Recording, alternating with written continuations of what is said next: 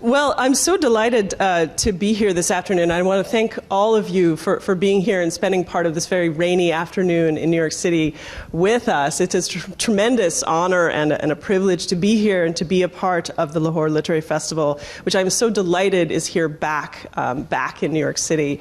And what a delight to be here with Sharmeen Obaid-Chinoy, really one of our great cultural leaders in the world of film and TV and media and journalism. Someone, of course, as members of the Pakistani diaspora, somebody that we are, of course, incredibly proud of. We like to claim Sharmeen whenever we can, right? So here we are, and I'm really looking forward to talking more about Sharmeen's work and her perspective and her recent adventures. So I feel that I know that you're all very familiar with Sharmeen's work already, but just a few as Rachel mentioned, we of course, we look back on her 2 Oscar wins for her incredible documentaries and many other projects that really highlight her devotion to telling the stories, empowering the stories of women in South Asia and beyond.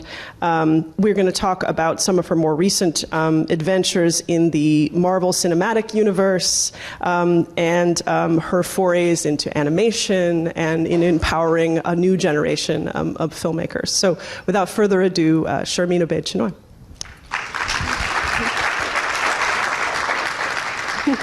Thank you. It's good to be back at the Asia Society.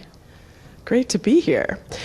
So I wanted to begin by asking you, Sharmeen, of course, as I mentioned, you have this incredible ability to work, as Rachel mentioned, in so many different mediums, right?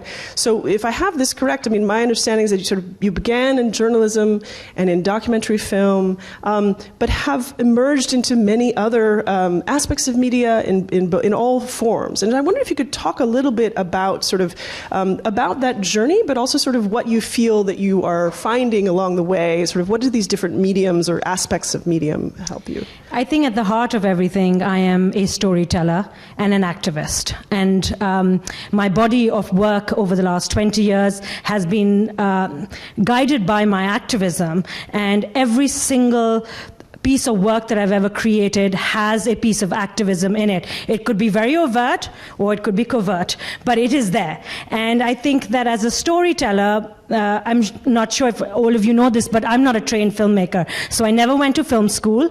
I went to Smith College and did my undergraduate and studied economics and political science like a good Pakistani girl. And then I did my graduate studies, but also in international politics. And so I am an accidental filmmaker. But that's why I'm a storyteller, because at the heart of everything, I like to tell stories. And when I started as a journalist, very young, at the age of 14 in Pakistan, it was guided by my activism of inequality. And I think that speaking to people, finding out what the story is, embedding myself into communities, and really getting people to trust me is the way I have forged my career. So when it was my documentary filmmaking early on, it was all about how do we tell these stories so what is happening never happens again to anyone else? And that is guided by not only the work that I've done in Pakistan, but the work that I've done around the world. And I've worked here in the United States. I did a film a couple of years ago with LeBron James about the NCAA and the inequality that takes place. So the film was then used at Capitol Hill as a piece of testimony to push through tougher legislation with the NCAA. So my activism isn't bound by geographical borders. When I realized that my film and the work that I was doing was pushing the needle on issues, it became, what are the issues that interest me? And the issues that interest me are not simply in my part of the world. There are also inequalities that speak to me in so many other countries that I work in. And so from documentary films, after working for about 15 years in documentary films, I decided that I wanted to do something else. And I got into animation. So I set up an animation studio in Pakistan. And I created Pakistan's first animated feature films for children, a trilogy called Teen Bahadur, which means Three Braves. And that did really well. And that taught me a lot. I think that my life, I've picked up pieces along the way on this journey that has informed me as a filmmaker. Mm-hmm. So the animation taught me how to work with actors and how to direct them and sort of how to work with composers and music. And that led me, and that sort of gave me the confidence to then think about, well, what else do I want to do? And that's when Miss Marvel came around. And there's such an interesting story about Miss Marvel. So in 2019, I decided for the first time that I think I should now start getting some agents and some representation. Because like throughout my career, I had none.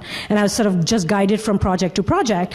And my agents told me that, Miss Marvel is going to be starting, so do you want to put your hat in the ring? And I was like, yeah, but I've only ever done documentary films, and why would they decide to go with me? So I wrote them a letter about my vision, about what I wanted to do with Miss Marvel and how I saw Miss Marvel and what she meant for brown girls like me and for my daughters. And they really liked the letter. And so they called me in, and I gave this full presentation, and about, sort of I cut an action sequence, and I cut sort of how I wanted Miss Marvel to be and what I wanted her to wear, and I got the job. And I think, and that, when I did Miss Marvel, I was like, well, then what else? and I think even at the heart of Miss Marvel is activism. It's about representation. It's about all of us seeing a bit of ourselves on the big screen, for us to be able to tell our children that our culture matters, our language matters, who we are as a people matter, and our music is something to be proud of, so that when our daughters go to school or when our sons go to school and somebody's watched Miss Marvel and they ask us about the food that we eat and the music that we listen to, we take pride in it. Because we come from such a rich culture that sometimes because we've spent so long apologizing for who we are as a people, and because of the politics of our region, and because of the distortion of our religion, that it has become hard for us to really look at how wonderful we are as a people and what deep roots we have when it comes to our heritage. And Miss Marvel was a gift to that, was for us to start our conversations and to take pride in who we are as a people. So interesting and so inspiring.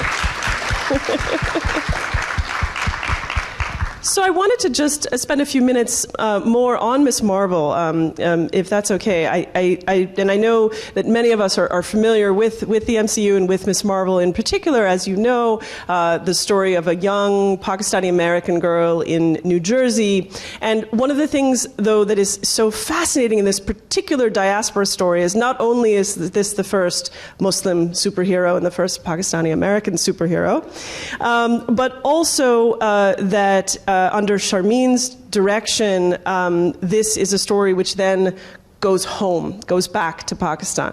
And not only goes back to Karachi in a kind of beautiful, lyrical love letter to Karachi within the MCU universe, which is stunning, but also you do something, I think, also which is remarkable, which is that you bring the audience, an international audience, into the world of partition, of this singular moment that we're all, I know, familiar with, of trauma, which then becomes a kind of intergenerational trauma, of displacement, and of course the many sort of ripples in the way that affects so many generations of our own identities, and their many permutations.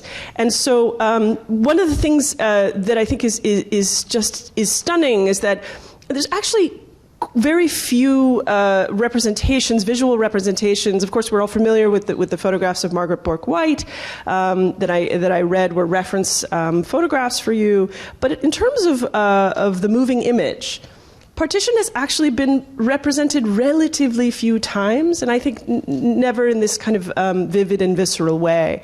And so I wondered if you could talk a little bit about your sort of your process and your vision around sort of bringing partition to the screen. Do you want to play the clip? We could play a clip. Yeah. Do you want to play so the clip? let's play clip 1, and if we'll talk about.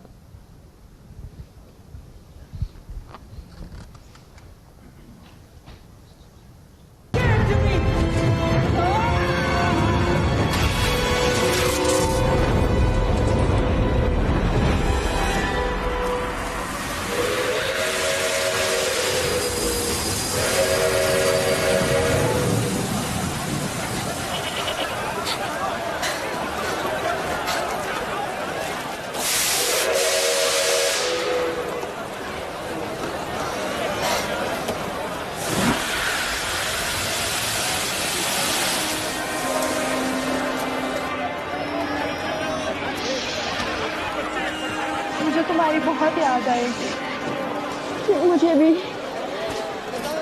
बेटा ये कुछ इलाका में है ये आपके काम है कि मेरे बेटा रख रही है ये बेटा जल्दी से गाड़ी में बैठ गाड़ी चलने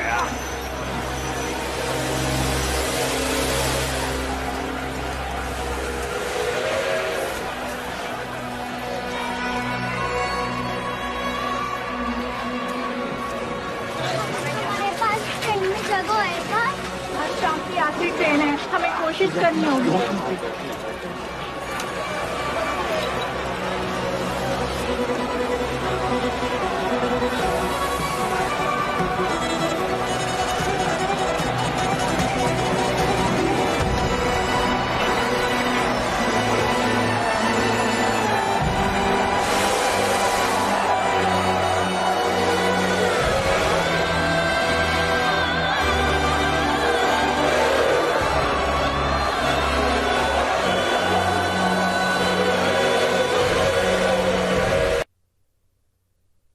Thank you. You know, I have been obsessed with partition ever since I was a little girl. Both sets of my grandparents migrated from India into Pakistan and brought with them so many stories.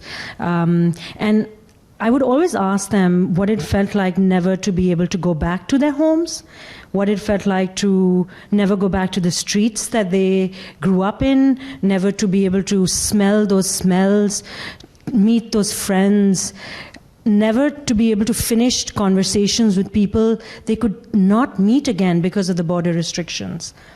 And, you know, my grandfather, I remember this, told me, he basically said, the pain is so great that you can never go to India because I don't ever want to hear about that place because I so long to go back to those places. And I thought about that, and I thought about this entire generation that moved, millions of people on both sides of the border that moved across these lines in this deeply traumatic moment that was felt by millions of people was sort of then never spoken of very much. It was like, yes, you went through this, but now move along. Now you're into your new countries and go off and live your lives. And that's the intergenerational trauma that we all carry with us that we seldom talk about.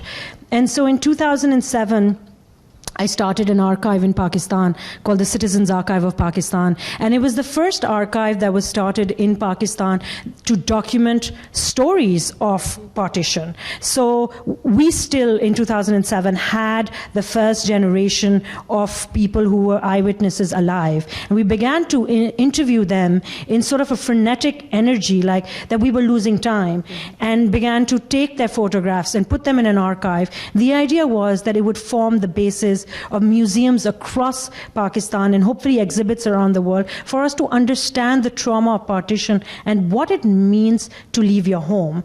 And so I immersed myself for so long. I ran that archive in Pakistan in these stories that every time I would hear a story, and it didn't matter where one had crossed the border, because we interviewed a lot of people who were living in India, who had left Pakistan and were living in India. The stories were all the same. They're exactly the same. So if people tell you, and history books tell us, because we're deeply patriotic, that our experience was different and theirs was different, everyone's experience was the same. The trauma was the same. And I think visual representation is cathartic. It allows you to see something and feel it and explain to your children that this is the trauma we went through. And that then affects the way we see how things are today. Because we begin to ask questions that people don't want us to about the state of the countries we live in.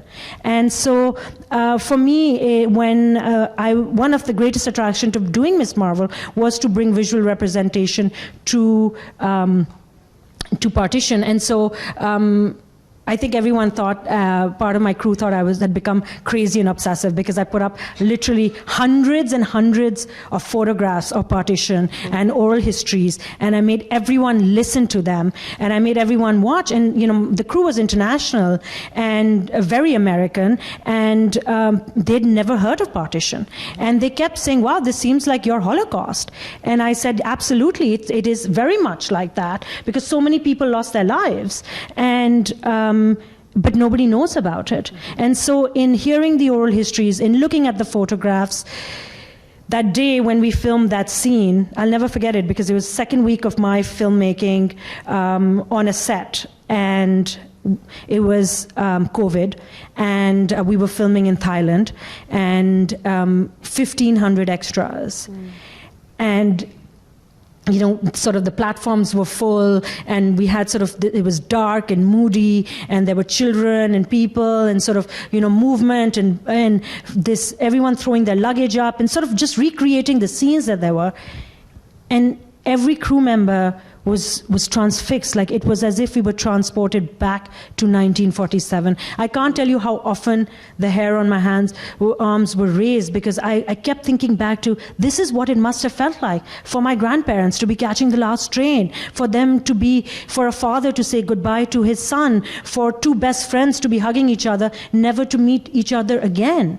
That's what it must have felt like, you know, and I wanted to transport audiences to that time and to that place. It's astonishing when you watch, you know, your episodes, and the way that you have recreated. First off, it's an incredibly, it's a beautiful and stylized Karachi, which I absolutely love, and it's like a way of bringing it to this. It's a Karachi I wish I lived in. It's extremely clean.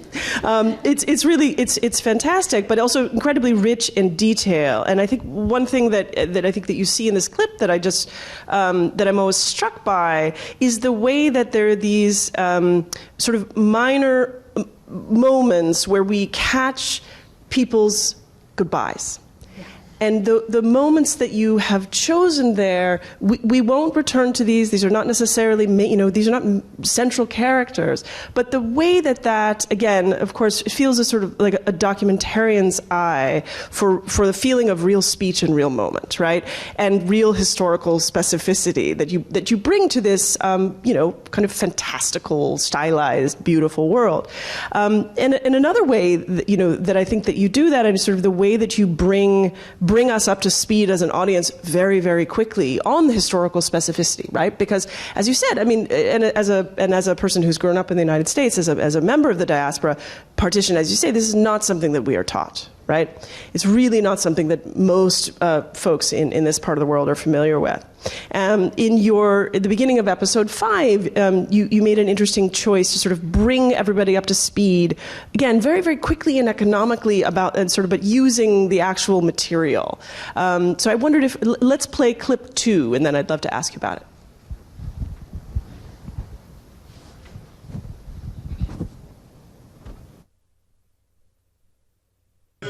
At the stroke of the midnight hour, when the world sleeps, India will awake to light and freedom. With those words, on the eve of August 15, 1947, newly appointed Prime Minister Jawaharlal Nehru signaled the beginning of a new India. After almost 200 years of oppressive British rule, India is free. The Dominion of Pakistan has been demarcated for Muslims, while India is a secular state with a Hindu majority. An unprecedented mass migration has begun as millions of people make their way across borders, a consequence of a century-long British strategy of divide and rule. Riots and violent outbreaks have erupted across the country. People are fleeing for their lives. Bloody trains arrive to their destinations as homes are torched across the country. To understand how all this began, we must go back to a pivotal moment in the Indian struggle for independence, back in 1942.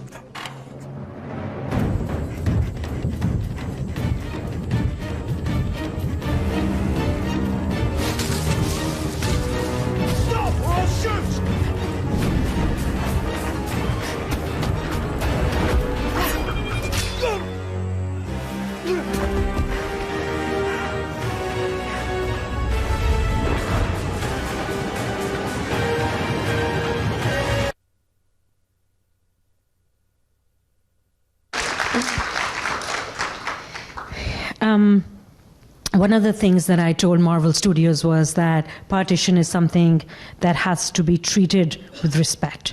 It has to be given its due deference. So while we're talking about a superhero and transporting a superhero into that time, we must make sure that we allow audiences to understand what that time period felt like for people, and we must make sure that the historical elements lead the way we tell that story, as opposed to the superhero. So it's the first time that you'll see Kamala Khan is not being a superhero. She's just being her. She's walking through and bearing witness, which is what I wanted her to do. I wanted her to bear witness so that the audience can bear witness about what was happening at that time. And then as she walked through those conversations that she had, that she was privy to and listening to, were conversations that I wrote up that were things that I wanted people to understand. Politics aside, it is about friendships, and it's about home, and it's about movement, and all three of the sort of conversations that you hear over here have to do with missing people, leaving home, and sort of trying to find a new home. So beautiful. So one of the things, of course, film is a collaborative medium, and you have built this incredible career with SOC Films and with other related companies. And I wondered if you could tell us a little bit about, it seems to me that part of your activism has also been in empowering those around you. So in empowering, as you mentioned, sort of the stories of generations, but also this a new generation of filmmakers. And I wondered if you could talk a little bit about sort of how you are lifting up those around you and taking them with you, if you will. I think that I have been very fortunate, and I sort of find myself at a point in my career that so many doors have opened for me, and I have been able to sort of navigate such different worlds that it's important to open doors for other people. And so I have a production company, which I've always had for well over a decade, that grooms sort of filmmakers that work through it. They've gone on to win multiple awards and make their own films. But I wanted to do something beyond that. So about a year and a half ago, I set up Pataha Pictures. For those who don't know what Pataha means, it means firecracker. And Pataha Pictures essentially is a grant-making and a mentorship program for female filmmakers in Pakistan. Last year, we funded 5 films. 10 filmmakers. This year we funded 10 films, 20 female filmmakers. We're about to launch a third round of funding and grant mentorship. Those female filmmakers are paired with mentors in the UK and in the US that sort of guide them. Each filmmaker is given a grant that allows her to make her film, and then we help them market the film, send it off to film festivals, and it is growing an ecosystem so that there is investment made in Pakistan to enable other women to become filmmakers. And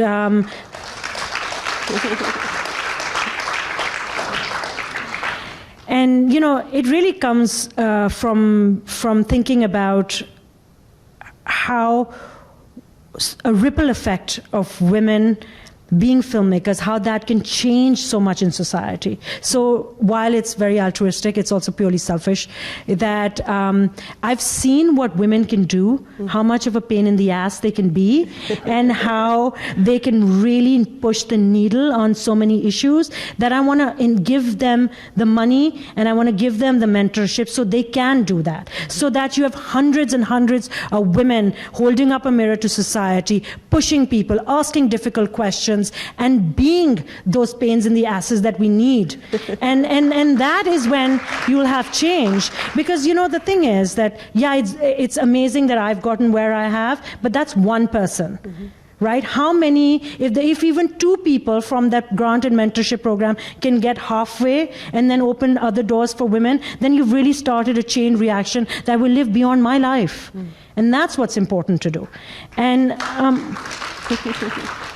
I think the other thing that I realized was that the arts in Pakistan, there are such few patrons because such few people really make it, right? So, of course, we've got wonderful people who are patrons of the arts in Pakistan, but we need 100,000 more, and so each one of us is trying to do something in our little sphere so that there is something that changes, whether we bring international mentors to Pakistan, whether we sort of, allow people to make connections, whether it's through Zoom or whatever it is, just sort of start a conversation. Exposure is so important.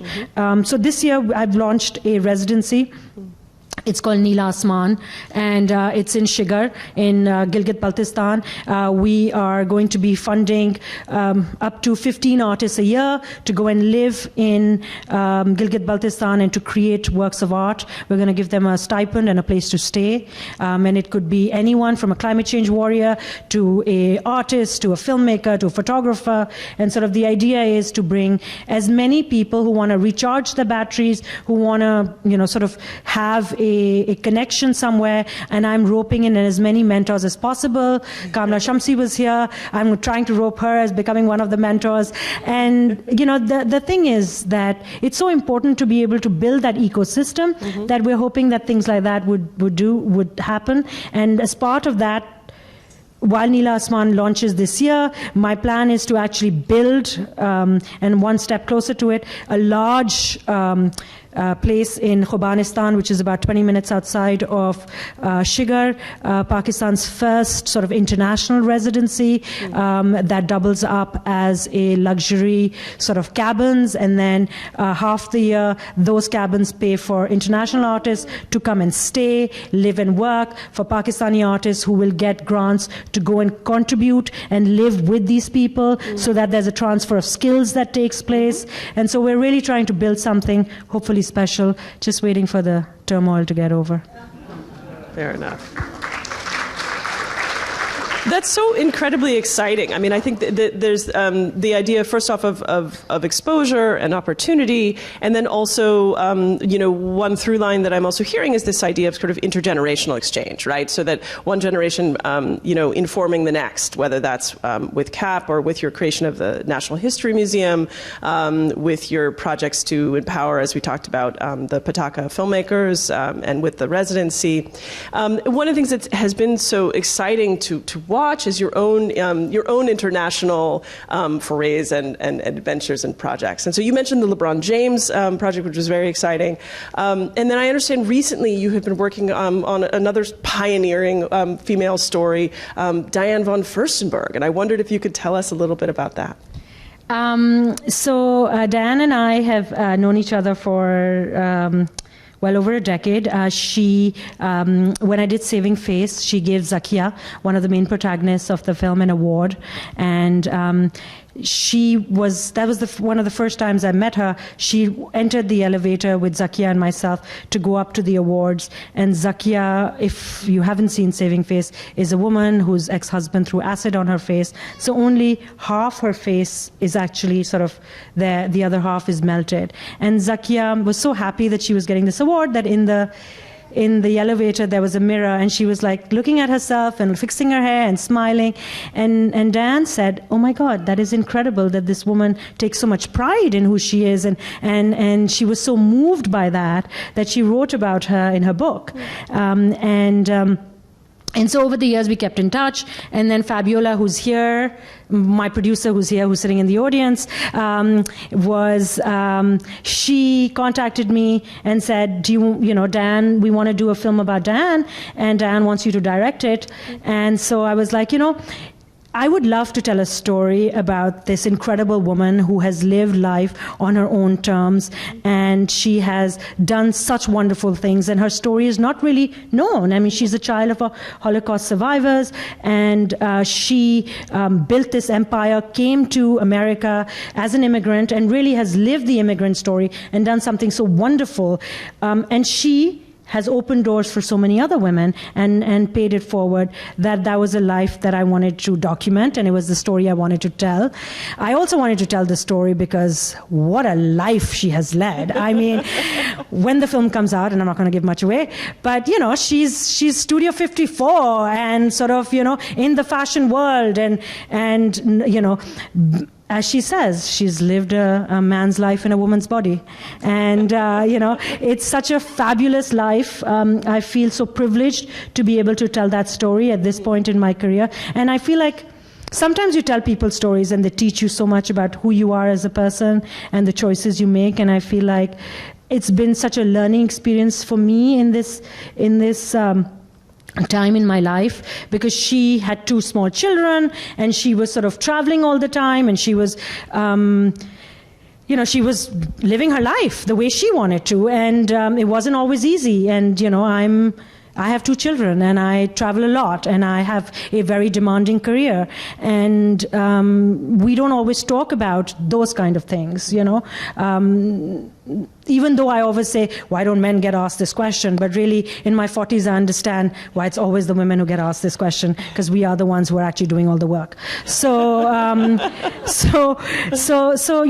it's been really eye-opening for me to learn what she did, and how I'm going to sort of, as I move into this next chapter in my life and move and, be making another film, and sort of how do I straddle both worlds, because I still continue to choose Pakistan and live in Karachi. So that also makes things difficult for me, my family, my kids.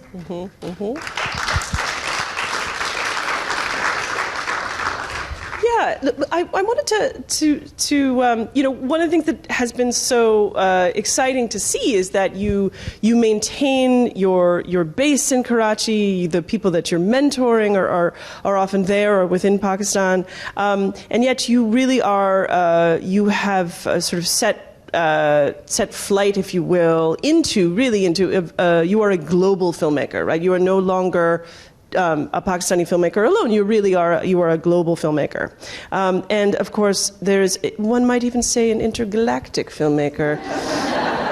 So I wondered if we could talk about this. The collective we here in the Asia Society, again, I'm going to cite, we are very proud, but really it is enormously thrilling to know that you, Sharmeen, are the not only the first Muslim woman, Pakistani woman of color to direct a Star Wars film.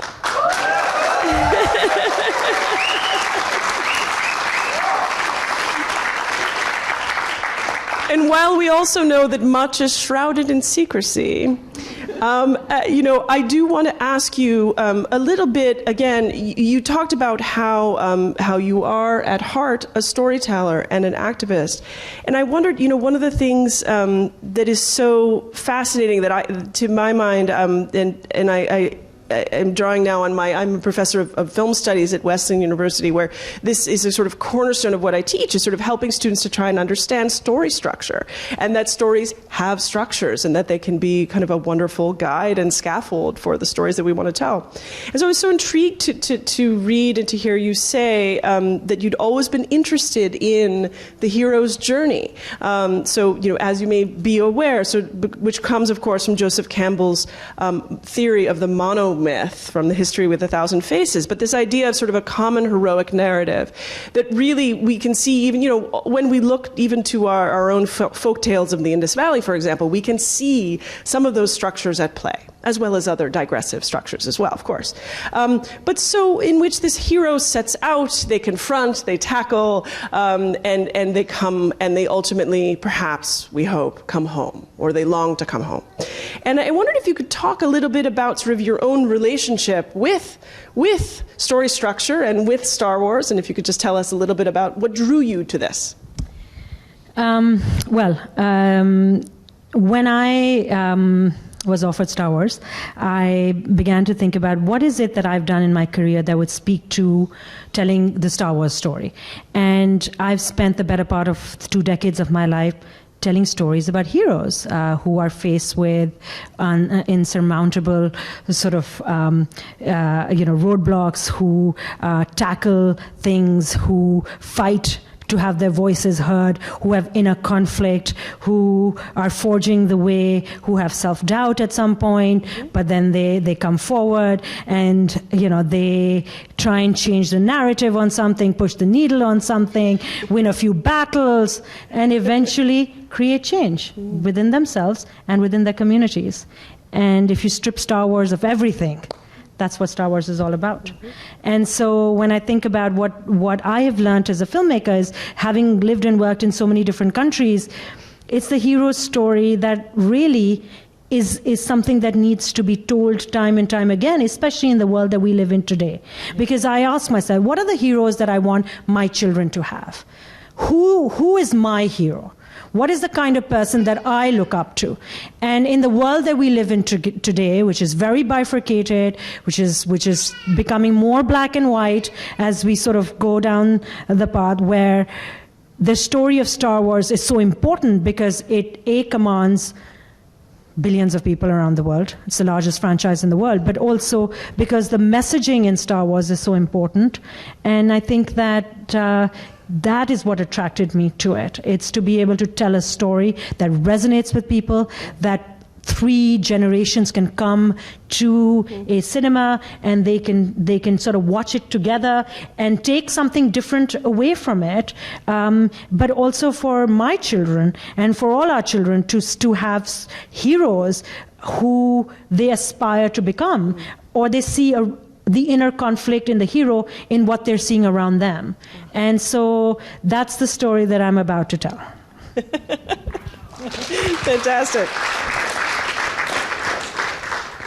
Well, I want to make sure that we have time for the audience to ask some questions. So if we are... Fantastic. Okay. You, and then we'll follow with you. Hi, Sharmeen. So happy that you're here today and we get to see you speak. First of all, as a Pakistani American from New Jersey myself, thank you for your contribution to Miss Marvel. I felt seen. You're seeing now in the past year or 2, Pakistan has been globalizing in terms of its cinema and representation. We are being seen outside of Pakistan and we are being recognized. Why do you think it has taken us so long to get to this place where we have Maula Jat doing well outside of Pakistan as well, and Joyland and Miss Marvel? What, in your opinion, has taken so long for this? I think that we come from a sort of a society that has not invested in their arts as much, and I think that this generation of storytellers and artists are really pushing their boundaries, whether it's writers or artists or visual artists or filmmakers. And I think that once one door opens, other people sort of follow in that footsteps. And so I think that's what's happening now, and so you'll see more and more of that. There are so many artists now. There's Salman Toor, who's doing wonderful work. Ali Sethi is doing such wonderful work. So there's so many people who are sort of coming from different genres and really representing. I wouldn't say Pakistan as much as they're representing a culture, sort of a language, ethos, that it's slowly beginning to happen.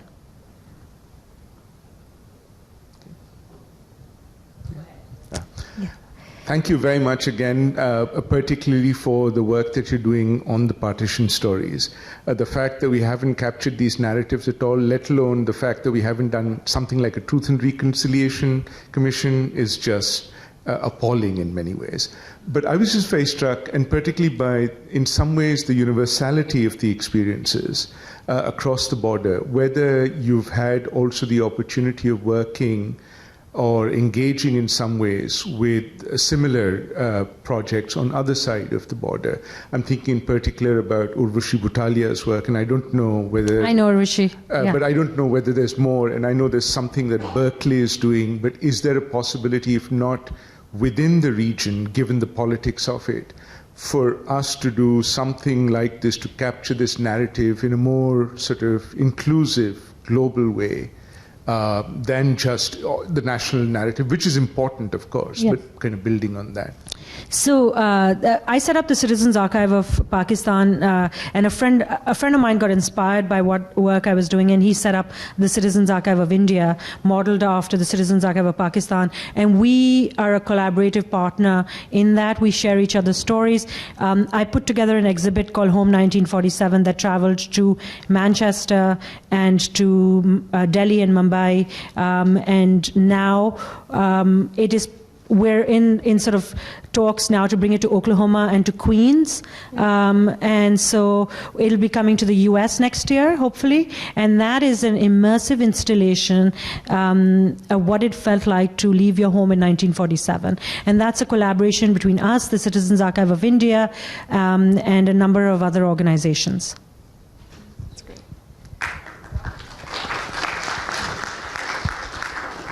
Hi, Sharmeen. I have one comment and one question. The comment is about Ms. Marvel, that as much as it brought the whole concept of partition to the West, it also kind of opened doors for our neighboring country, India, to look into what Pakistan is. So I got a lot of comments from my Indian friends that we don't know what Pakistan is like, and you guys share similar partition stories. So thank you for doing that.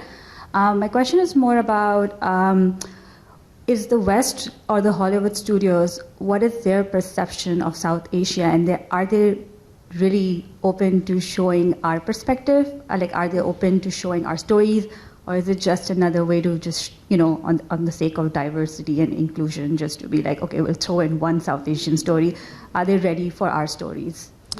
I think that when you talk about South Asia, of course, it's a lot of people, and the Indian diaspora has really made foray into Hollywood, and there are so many shows with Priyanka Chopra, Minji Kaling, so many people sort of coming forward that are producing content and then distributing it, that I think that there is really a surge in content that features South Asians.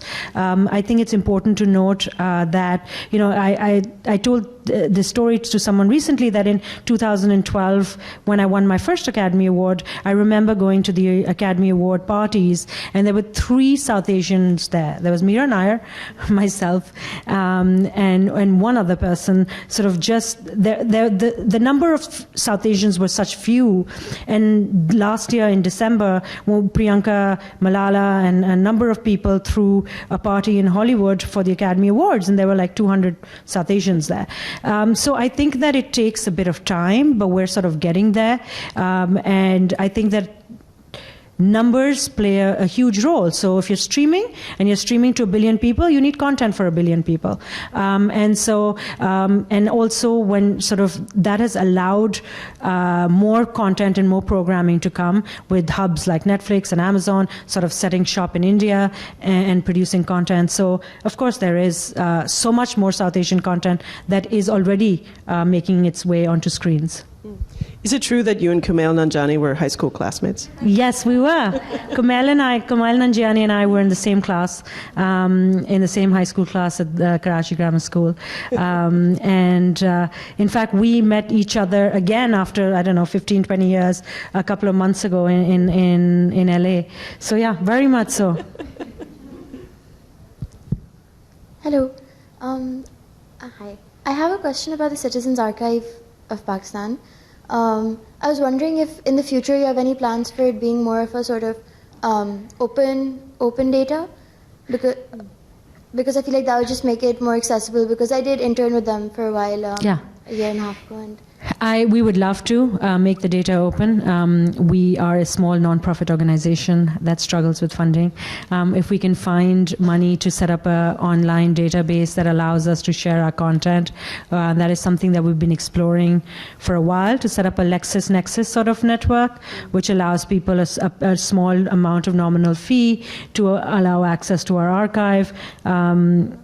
As you can imagine, building an archive in Pakistan is people used to tell me, why, what do you want to do? Why would you want to do that? Who's going to give money for that?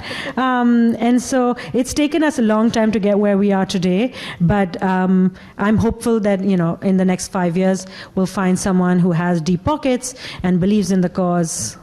I probably haven't knocked on that door yet, but if you guys know someone, please let me know.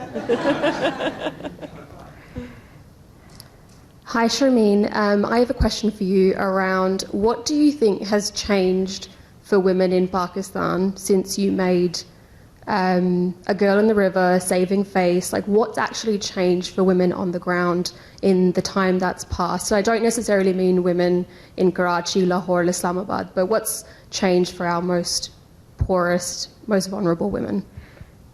Specifically after I made the films, or just generally? Just over okay. the period of time. I was like, that's a lot of burden to carry. Look, here's the reality about women, and not just women in Pakistan. Okay, because let's contextualize what women around the world are going through right now. Because sometimes we focus so narrowly on what our women are going through.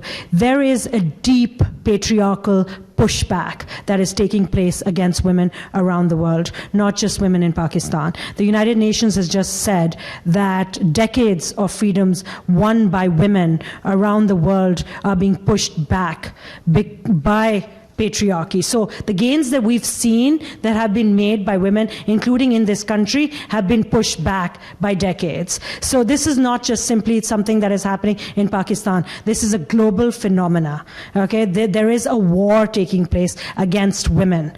Okay, we have won rights that are being taken away from us systematically, and being done in a manner that ensures that we cannot get those rights back. And I think that that's the conversation we should be having, because it unifies us. It allows us to talk about issues that confront all of us. This is a fight for all of us. Whether you live here, whether you live in the global south, the global north, your rights are at stake. And I think that sometimes we need to be talking in a collective voice. So when I travel around the world, I think there's one thing that unifies all women, that we cannot take our rights for granted, that our rights are always up, they're always vulnerable, and there's always a fight to keep them. And I think that's the conversation that we should be having more, because yes, Pakistan is a third world poor country, and we're struggling, but women in this country are struggling, women in Europe are struggling, women around the world are struggling. What chance do we have?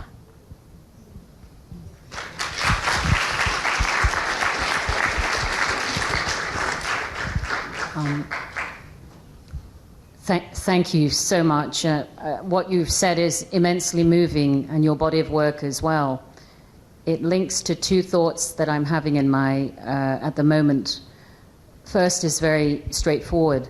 I'm part of the USC Shoah Foundation that created, of course, the world's largest archive of oral history for the Holocaust and other genocides. Are you collaborating with them to build the archive in Pakistan about the partition testimonials? The other question is, of course we're here because of Pakistan and South Asia, but what are your hopes for the neighbors in terms of the women in Afghanistan and the women in Iran, and how the elevation of Pakistan in particular could somehow have impact in those two very difficult places? Thank you. Thank you. It's interesting that you spoke about the Holocaust, because when Citizens Archive of Pakistan started, we went to Massachusetts and spoke to a number of organizations that were looking at oral histories done in the Jewish community to document the Holocaust. And we learned sort of the sensitivities and the way they interviewed, and sort of picked that up to bring that in the way that we would interview in Pakistan. I think that there is a deep connection between the two, and there would be a wonderful collaboration to make. And I would be very open to it.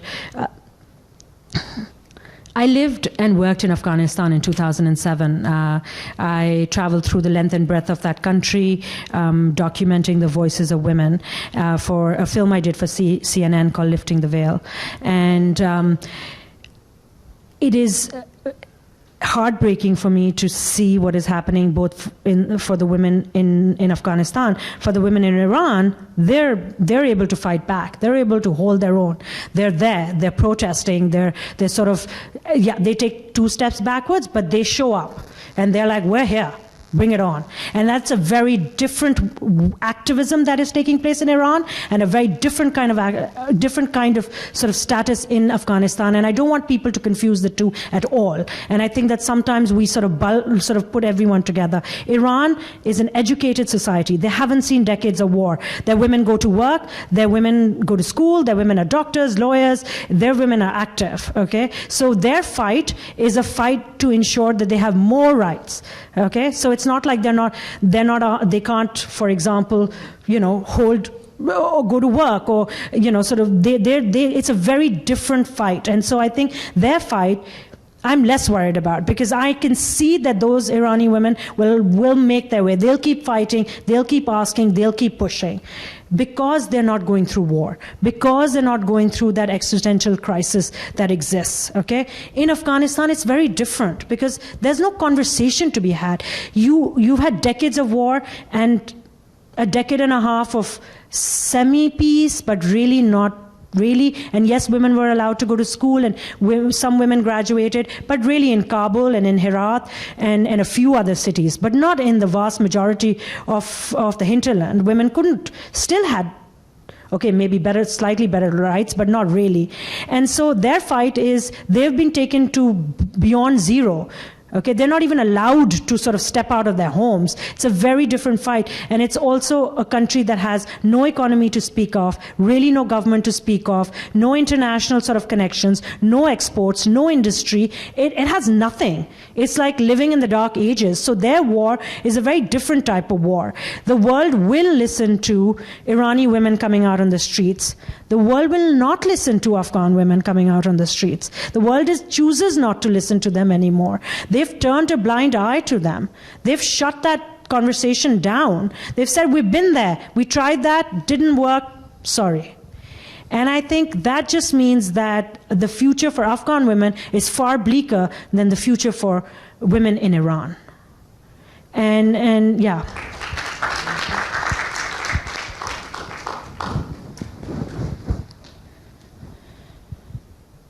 And what I will say about the women of Pakistan is that we speak up and we speak out, and we do take to the streets, and we will scream and we will shout, and no one can silence us.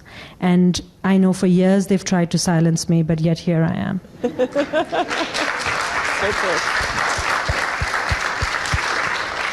That is perfect. The perfect finale.